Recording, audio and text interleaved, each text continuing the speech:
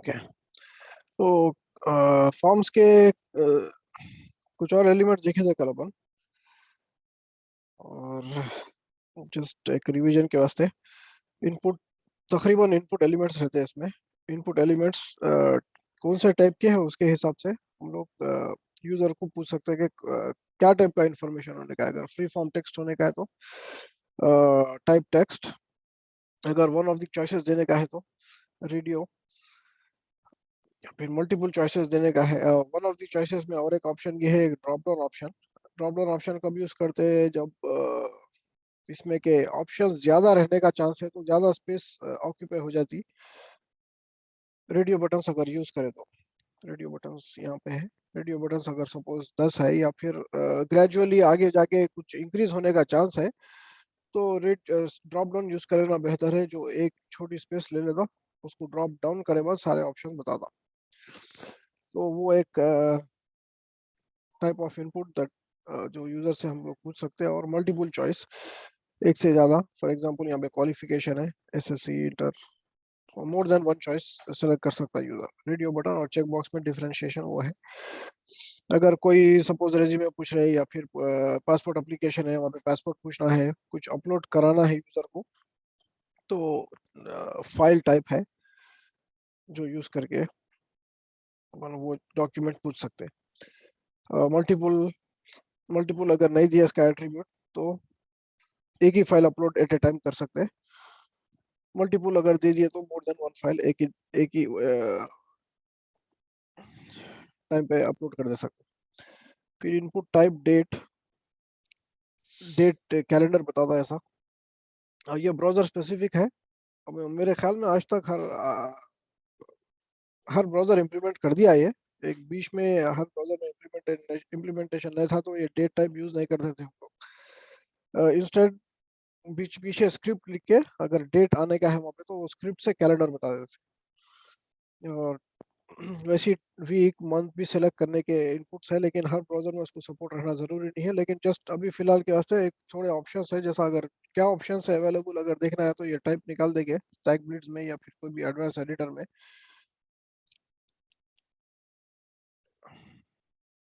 अपन change नहीं करने जा रहा हूँ, इन एनी केस टाइप भी नहीं करने जा रहा हूँ। रिफ्रेश। बट एनीवे उसको डिलीट कर देके फिर कंट्रोल स्पेस करे तो इंटेलिजेंस बताना शुरू करता कि क्या क्या क्या ऑप्शंस है। वो ऑप्शंस देख लेंगे। फिर उसमें एक वेबसाइट है canIuse.com। वहाँ पे ब्राउजर कौन सी चीज ब्राउजर सपोर्ट, कौन सा ब्राउजर सपोर्ट करता है उसकी लिस्टिंग रहती है, ओपन बाद में देखेंगे। वहाँ पे जाके चेक कर लेना। अगर क्या बोलते हैं मेजर ब्राउजर जैसा क्रोम है, एज है, इंटरनेट एक्सप्लोरर उन्हें डिसकंटिन्यू कर दिया, तो उसके बारे में फिक्र करने की जरूरत नहीं है। फायरफॉक्स है। आजकल तो कोई भी वेब डेवलपमेंट कंपनी ये प्रॉमिस नहीं करती कि हर ब्राउजर में काम करता, मेजर ब्राउजर्स में काम करता बोल के, क्योंकि हर कितने ब्राउजर है एक्चुअली मेरे को भी नहीं मालूम। एक टाइम तक ट्रैक रखता था, लेकिन आई गिव अप। सब यार बहुत में ज्यादा है क्या? बहुत सारे हैं। अब सैमसंग खुद अपने इम्प्लीमेंट करा, सैमसंग फोन में सैमसंग ब्राउजर बोल के रहता है, राइट? अच्छा। जो कोई भी यूज नहीं करता। नोकिया का खुद है, उन्हें मतलब अपने फोन पे उन्हें इंक्लूड कर लेता। मेरे ख्याल में मोटोरोला का भी कुछ है। बहरहाल और थोड़े ओपन सोर्स है। फायरफॉक्स खुद ओपन सोर्स है। थोड़े अभी नाम याद नहीं आ रहे मेरे को आउट ऑफ द ब्लू, लेकिन बहुत सारे हैं। गैलेक्सी ब्राउजर, सैमसंग में गैलेक्सी ब्राउजर है शायद, कहीं ना कहीं गैलेक्सी ब्राउजर भी है। तो बहुत सारे हैं। और थोड़े एक्सपेरिमेंटल डेवलपर्स जो जरा आगे बढ़ना चाहते हैं ऐसे चीजों में, तो ना ऐसे कुछ प्रोजेक्ट्स रहते हैं उन लोगों के पर्सनल, बहुत सारे हैं ब्राउजर्स।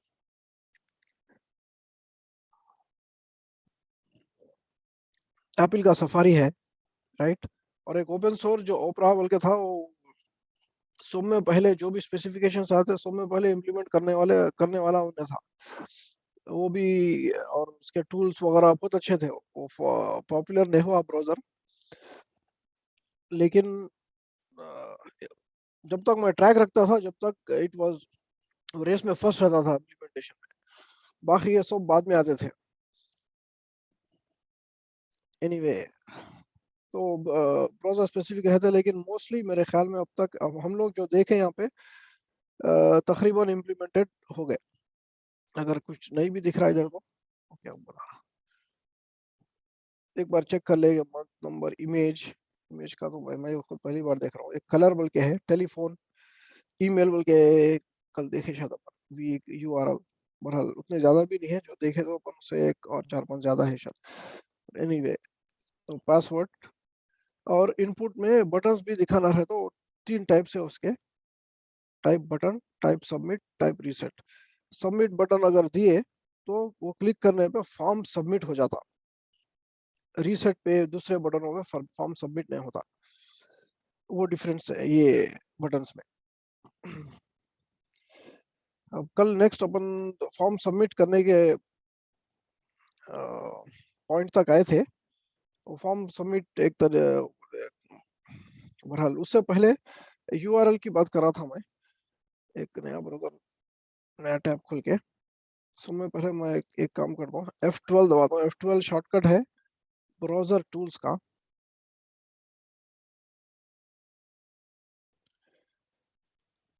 F12 दबा दो, ये साइट पे एक पेन खुलता, जिसको मैं कहीं भी डॉक कर सकता हूँ।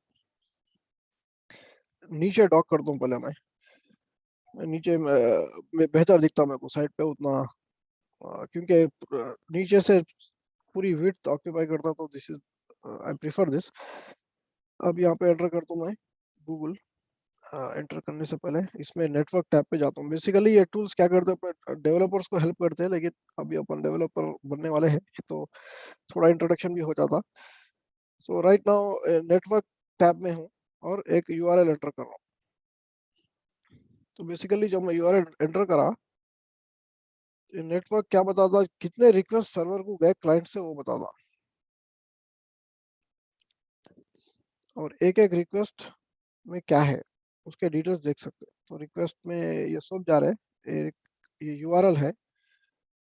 मैं तो एंटर एक ही करा, google.com, लेकिन ये यहाँ पे जो इमेजेस दिख रहे हैं, जो दूसरे रिसोर्सेस है, वो पूरे ले ले गया था सर्वर, वो पूरे दिखाने के वास्ते। फॉर एग्जांपल मोस्ट लाइकली ये इमेज है, और कहीं भी इमेजेस कुछ है, और इसमें जो भी डायनामिकली लेके आ रहा हूँ वो पूरे इंडिविजुअल रिक्वेस्ट रहते। सो इमेज पे अगर क्लिक करा तो ये इमेज के रिक्वेस्ट फिल्टर हो जाते था। तो इतने इमेजेस सर्वर भेजा अपने, कितने इमेजेस रिक्वेस्ट हुए अपने क्लाइंट से, उसके बाद सर्वर उसके हिसाब से भेजा। जावास्क्रिप्ट के रिक्वेस्ट, तो पीछे जो स्क्रिप्टिंग है वो भी आने का है। तो मैं तो सिर्फ एक ही चीज रिक्वेस्ट करा ब्राउजर में मेरे हिसाब से, एज ए यूजर, लेकिन उसके साथ में बहुत सारे रिक्वेस्ट जाते हैं डेटा के हिसाब से। ऑल, फेच मतलब ये डेटा के है, जावास्क्रिप्ट फाइल्स है, CSS स्टाइल शीट जो आगे देखेंगे अपन, मीडिया फॉन्ट, बहरहाल कई तरीके के रिक्वेस्ट रहते हैं। राइट नाउ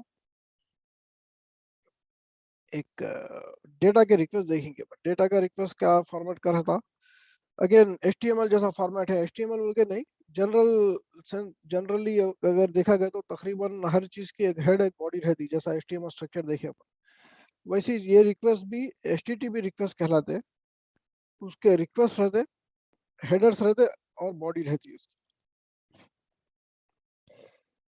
अब जब, और एक चीज, ये गूगल डोमेन नेम है part of the URL। So protocol, domain, उसके बाद भी और चीज आ सकते हैं इसमें, स्लैश जैसा दूसरे वेबसाइट पे देखते हैं अपन, स्लैश के बाद बहुत सारा आता आ सकता, लेकिन इसकी लिमिट रहती URL की। मेरे को लिमिट अभी फिलहाल याद नहीं है, लेकिन मे बी 1024 कैरेक्टर्स और समथिंग लाइक दैट, कुछ ना कुछ लिमिट रहती, क्योंकि URL can be of only one length, उसके बाद सेंस भी नहीं बनता, और लिमिटेशन है ब्राउजर्स का और स्पेसिफिकेशन का खुद मेरे ख्याल में। अब हम लोग यहाँ पे वापस आएंगे। अब मैं फॉर्म इंट्रो में थोड़ा जल्दी जल्दी करने के वास्ते फॉर्म इंट्रो 1 बोल के क्रिएट करा, इसमें थोड़े चेंजेस है। फर्स्ट चीज ये करा कि मैं यहाँ से वैल्यू निकाल देके, अगर कोई इनिशियल वैल्यू देने का है अपने को, जैसा अपन इधर देखे, एंटर योर फर्स्ट नेम, कुछ तो भी दे सकते हैं। Initial value. बहरहाल इनिशियल वैल्यू दे सकते हैं कि कौन सा बताने के वास्ते मैं इधर ऐड करा था, लेकिन दिस इज नॉट एलिगेंट। जैसा for example initial value check बोल के है, फीमेल को चेक करा हुआ है इनिशियली, अगर मैं निकाल दिया तो पूरे के पूरे क्लियर रहते। तो इनिशियल वैल्यू दे सकते हैं, लेकिन इनिशियल वैल्यू से अगर इंडिकेशन देने का है यूजर को, तो एक प्लेस होल्डर एट्रीब्यूट है जो यूज कर लिया तो अपने को एक प्लेस होल्डर दिखता इंडिकेशन थोड़ा डिम कलर में। फिर से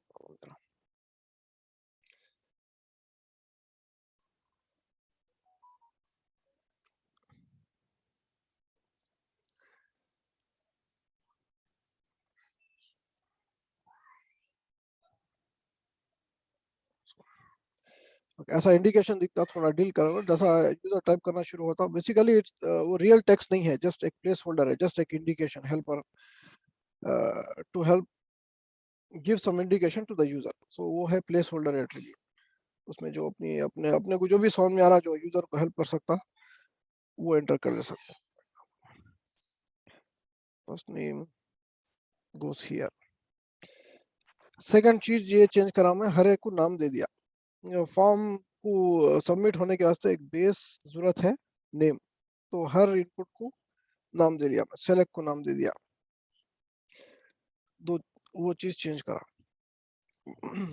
खैर एनीवे फाइल दो भी है, कंपेयर बाद में कर ले सकते, राइट। अब इसमें एक्चुअली कल मैं कोशिश जो कर रहा था वो मेरे ख्याल में स्टैक बिट्स का लिमिटेशन है, लेकिन हमने वो ये कॉन्सेप्ट डेमोन्स्ट्रेट होने के वास्ते मैं इसको ऑफलाइन ले लेके जाता हूँ एज ए फाइल, सेव कर दो।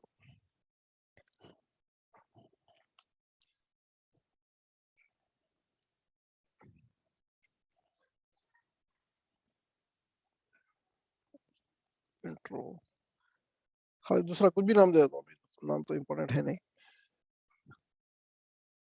फॉर्म्स अंडरस्कोर, इसको मैं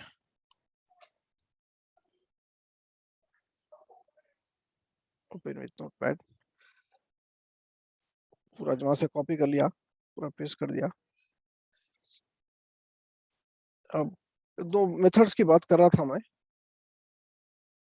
बाय डिफॉल्ट फॉर्म का मेथड पोस्ट रहता, मैं तो किसी को रियल टाइम में गेट यूज करते हुए नहीं देखा, लेकिन जस्ट एक कॉन्सेप्ट डेमोन्स्ट्रेट हो जाता उनके गेट कर रहा हूँ।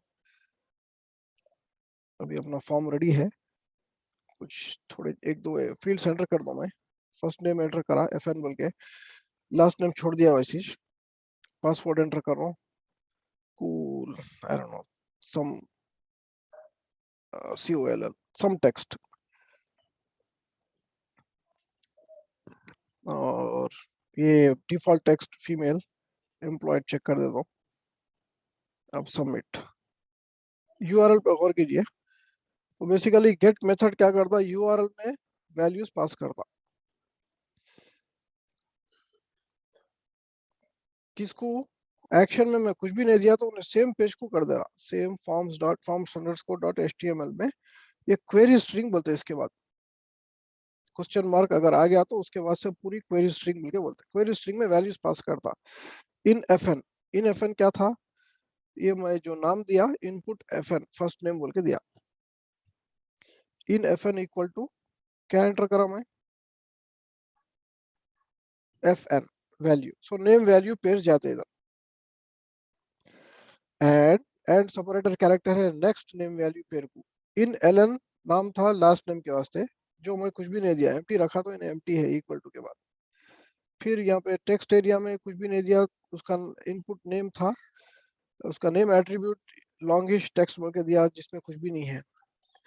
और एक चेंज में जो करा फॉर्म्स और फॉर्म्स अंडरस्कोर इंट्रो और फॉर्म्स अंडरस्कोर इंट्रो 1 में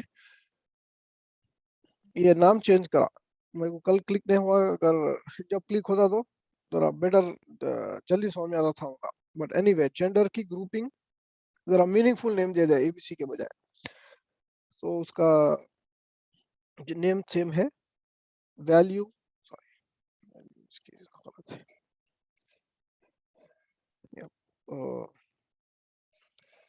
अदर अदर की वैल्यू ओ, फीमेल की वैल्यू एफ, वैल्यू मेल की वैल्यू एम, तो ये डिफरेंट रह सकते हैं एक्चुअल टेक्स्ट से।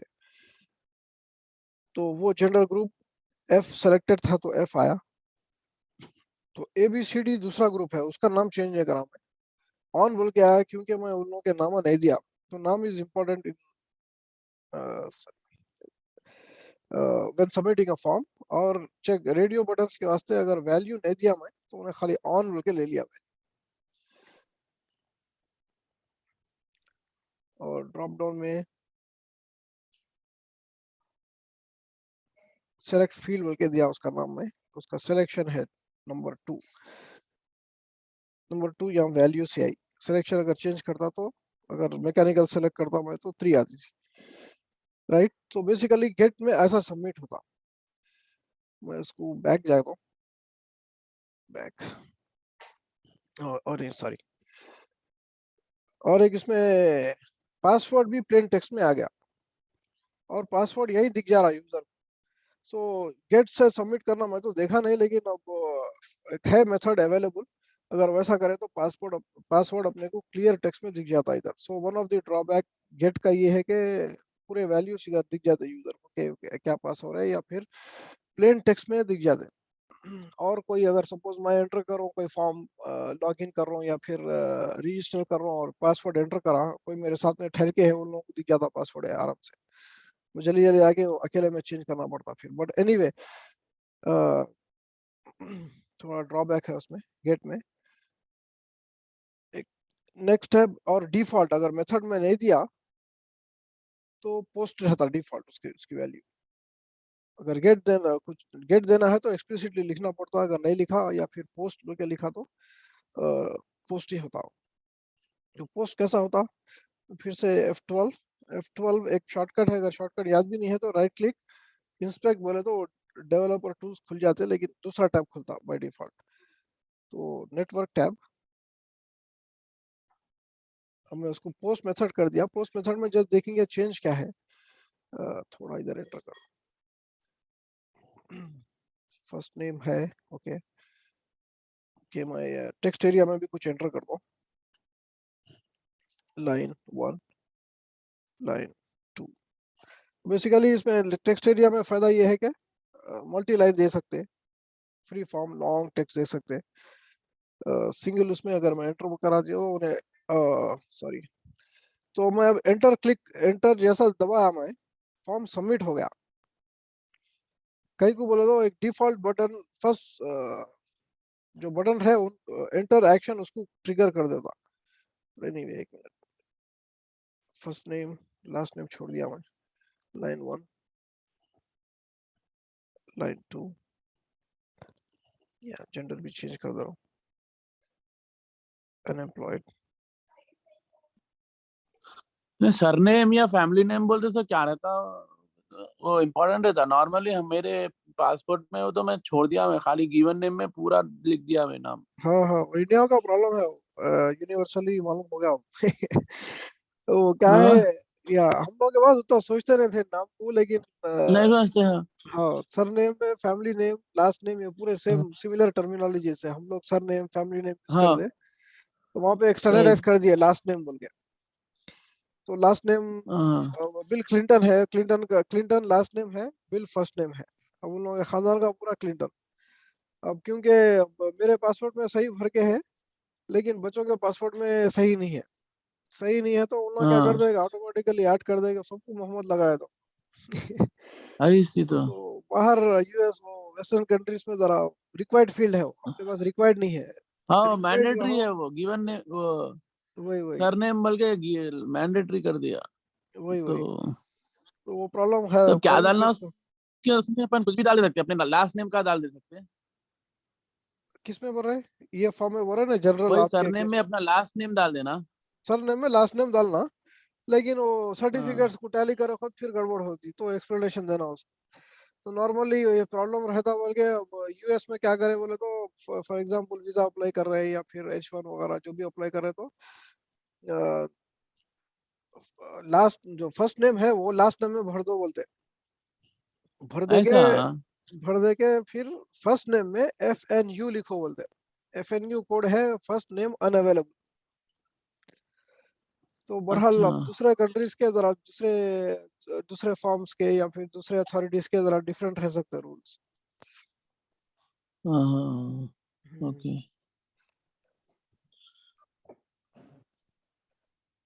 तो एनीवे अब यहाँ पे सबमिट कर रहा हूँ मैं।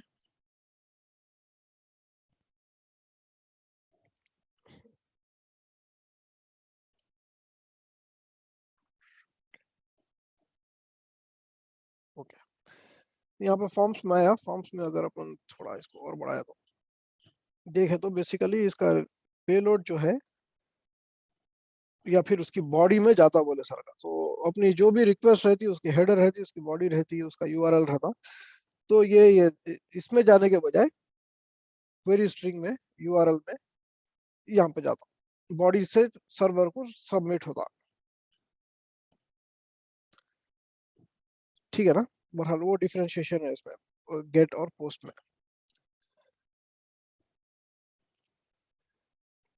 ओके, कोई सवाल? एक मिनट।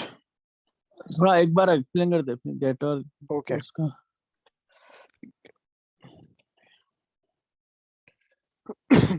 गेट और पोस्ट क्या है? दो मेथड्स है जिससे फॉर्म सबमिट हो सकता। और वो फॉर्म सबमिट हो गए, डेटा सर्वर को या फिर अपना टारगेट एक्शन जो है उसको कैसा जाना। एक्शन, एक्शन में बस क्या करता हूँ, अब तक एक्शन क्या देखे अपन? Forms dot H T M L ही देखे, राइट? जब मैं क्लिक करा हाँ। Submit, forms dot H T M L बता के फिर क्वेरी स्ट्रिंग बता रहा था गेट मेथड में। अब पोस्ट मेथड करे बाद यही यूआरएल रह रहा। तो बहरहाल जरूरी नहीं है वो यूआरएल को करना। मैं index dot H T M L कर देता हूँ, जस्ट थोड़ा क्या डिफरेंट है समझ में आने के वास्ते। अब फॉर्म क्या है, जब मैं सबमिट हो रहा फॉर्म, बेसिकली ये बोल रहे कि index dot H T M L को सबमिट करो, वो पेज है टारगेट। वो उन्हें बाकी का चीज़ें उन देख लेता, ये फॉर्म के जो भी है। जब बाकी के चीज़ें उन देख लेने का है, उसको ये वैल्यू जरूरत है फॉर्म में भरे सो। वो वैल्यूज उन्हें कहाँ से लेना? टारगेट पेज कहाँ से लेना? दो चीज हो सकते हैं। एक गेट, गेट का मतलब यूआरएल में ढूंढो उसको बोल के बोल रहा है। तो मैं गेट कर दिया उसको, इसको टेम्पोररीली क्लोज कर दे दो, फिर से इसको रिफ्रेश, वैद एमडी बोल के शॉर्ट में लिख दे दो। अब मैं ज्यादा एंटर करे बगैर इसको सबमिट कर दो। तो index dot H T M L file नहीं मिली बोल रहा, मिली तो उन पकड़ लेता था, लेकिन पोस्ट तो वहां कर रहे हैं अपन। अब फॉर्म के वैल्यूज भेजना कैसा? वो index dot H T M L को ये क्वेरी स्ट्रिंग में भेज रहे अपन। क्वेश्चन मार्क अगर आ गया यूआरएल में, उसके बाद से क्वेरी स्ट्रिंग शुरू हो जाती। क्वेरी स्ट्रिंग में नेम वैल्यू पेयर्स रहते, तो फर्स्ट नेम की वैल्यू ये है, ये पकड़ो बोल के बोल रहा हूँ उसको। तो index dot H T M L को मालूम रहना चाहिए कि भाई वैल्यूज किधर आने वाले हैं। अगर नहीं भी मालूम है तो दो ही जगह है, या तो गेट या तो पोस्ट। गेट में क्वेरी स्ट्रिंग में मिलते हैं, अगर क्वेरी स्ट्रिंग में नहीं मिले कुछ भी तो उन्हें पोस्ट में बॉडी में ढूंढ सकता हूँ,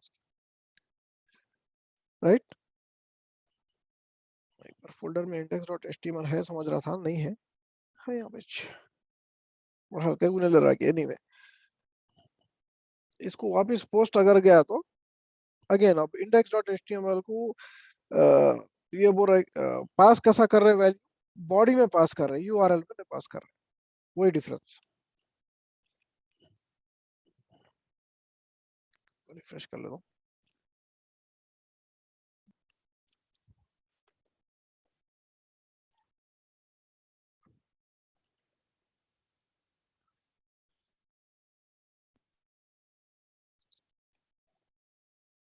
नेटवर्क इंडेक्स नहीं मिला लेकिन।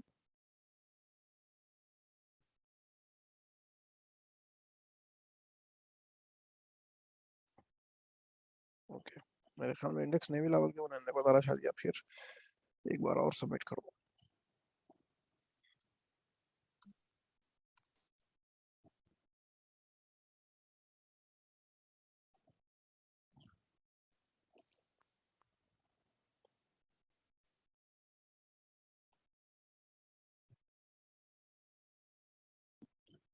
ओके, इंडेक्स नहीं मिला तो नहीं बता रहा शायद, कई को नहीं मिला, देख लेता हूँ एक बार। ओके, HTML नहीं है, HTM है।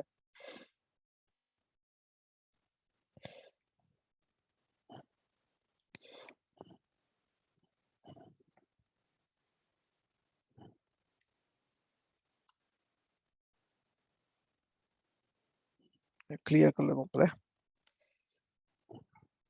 तो इंडेक्स को मिल गया सक्सेसफुली। इसका पेलोड, पेलोड मतलब जो डेटा अपन भेज रहे, अब URL से नहीं भेज रहे, यहाँ से भेज रहे, ये सिर्फ दिखाने के वास्ते। एनीवे वो अपन नॉर्मली पोस्ट से भेजते, ये जस्ट इंफॉर्मेशनल था। उसके बाद अब सर्वर डेवलपर, बैकएंड डेवलपर जो कर रहा है उसका सर में दर्द है। अगर अपन आगे बढ़ गए फ्रंट एंड हो गए बाद अगर बैकएंड सीखने की कोशिश करें तो जब अपना सर में दर्द हो जाता। ठीक है ना? ऑलराइट, सो ये पूरी फाइल कॉपी करके फिर मैं उस टैग लिस्ट में डाल देता हूँ रेफरेंस के वास्ते, थोड़े चेंजेस जो करे इधर।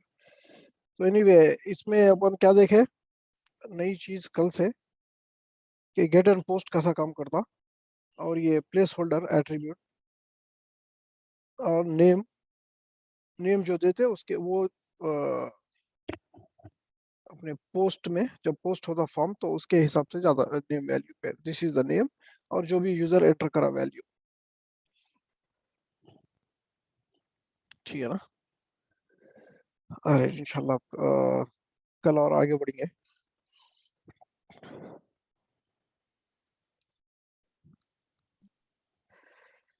अरे अस्सलाम वालेकुम।